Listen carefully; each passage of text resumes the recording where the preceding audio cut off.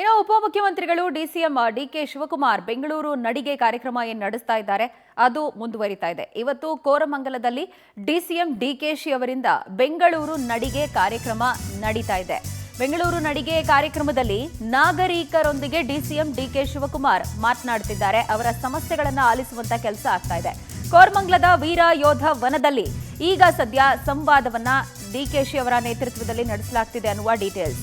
ಜೊತೆಗೆ ಬೆಂಗಳೂರು ನಡಿಗೆ ಕಾರ್ಯಕ್ರಮದಲ್ಲಿ ಇವತ್ತು ಸಚಿವ ರಾಮಲಿಂಗಾರೆಡ್ಡಿ ಹಾಗೆ ಜಿಬಿಎ ಮುಖ್ಯ ಆಯುಕ್ತ ಮಹೇಶ್ವರ್ ರಾವ್ ಸೇರಿದಂತೆ ಅನೇಕ ಅಧಿಕಾರಿಗಳು ಭಾಗಿಯಾಗಿದ್ದಾರೆ.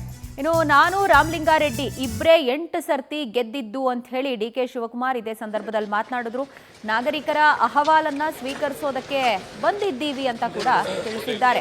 ಬೆಂಗಳೂರಿನ ವಿವಿಧ ಭಾಗಗಳಿಗೆ ಇವರು ಸಂಚರಿಸ್ತಾ ಇರೋದು, ಜನರ ಸಮಸ್ಯೆಗಳನ್ನ ಆಲಿಸೋದು, ತತ್ಕ್ಷಣದಲ್ಲೇ ಪರಿಹಾರಗಳನ್ನ ಕೊಡೋದಕ್ಕೆ ಸಾಧ್ಯವಾಗುತ್ತಾ, ಅಧಿಕಾರಿಗಳ ಕೈಲಿ ಕ್ರಮ ತೆಗೆಸಲಾಗುತ್ತಾ, ಈ ಎಲ್ಲ ಅಂಶಗಳು ಬೆಳಕಿಗೆ ಬರ್ತಾ ಇದೆ. ಇದೀಗ ಸದ್ಯ ಕೋರಮಂಗಲದಲ್ಲಿ ಅದೇ ಬೆಂಗಳೂರು ನಡಿಗೆ ಕಾರ್ಯಕ್ರಮ ಆಗ್ತಾ ಇರೋದು.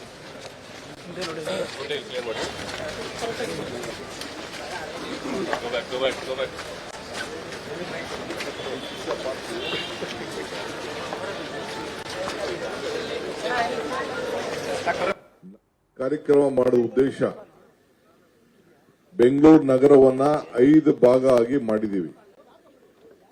Bengaluru south, Bengaluru north, Bengaluru east, Bengaluru west, Bengaluru south centre ಅಂತ. ಒಬ್ಬ ಕಮಿಷನರ್ ಕೈಲಿ, ಒಬ್ಬ ಇಂಜಿನಿಯರ್ ಕೈಲಿ ಇದನ್ನ ಹ್ಯಾಂಡಲ್ ಮಾಡಕ್ಕೆ ಆಗ್ತಿರ್ಲಿಲ್ಲ. ನಾನೆಲ್ಲ ಪ್ರಯೋಗ ಮಾಡಿದ್ದೀನಿ. ಸುಮಾರು 12 ವರ್ಷದಿಂದ ಈ ಪ್ರಯೋಗ ಸರ್ಕಾರದ ಮುಂದೆ ಇತ್ತು.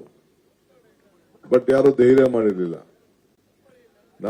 ನಾವೆಲ್ಲ ಬೆಂಗಳೂರು ಸಿಟಿ MLAs ಎಲ್ಲ ಮಾತಾಡಿ ಜನರ ಹತ್ರ ಆಳ್ತಾ ಹೋಗ್ಬೇಕು, ಜನರ ಸಮಸ್ಯೆ ಲೋಕಲ್ ಅಲ್ಲೇ ಬಗೆಹರಿಸಬೇಕು ಅಂತೇಳಿ ಈಗ ಅವ್ರಿಗೆ ಮಾಡಿದ್ವಿ.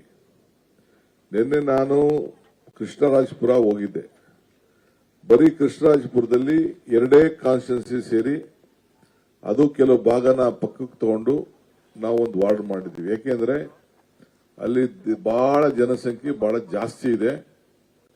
ITBT ಅವರು ಯಾವಾಗಲೂ ಹೇಳ್ತಾ ಇರ್ತಾರೆ, ಅವ್ರಿಗೂ ಅನುಕೂಲ ಆಗಲಿ ಅಂತೇಳಿ ಚಿಕ್ಕ ಕಾರ್ಪೊರೇಷನ್ ಮಾಡಿ ಅಲ್ಲಿ ಇಡೀ ಬೆಂಗಳೂರಿಗೆ 6,000 ಕೋಟಿ ಕಲೆಕ್ಷನ್ ಆಗ್ತದೆ ಟ್ಯಾಕ್ಸ್, 6,500.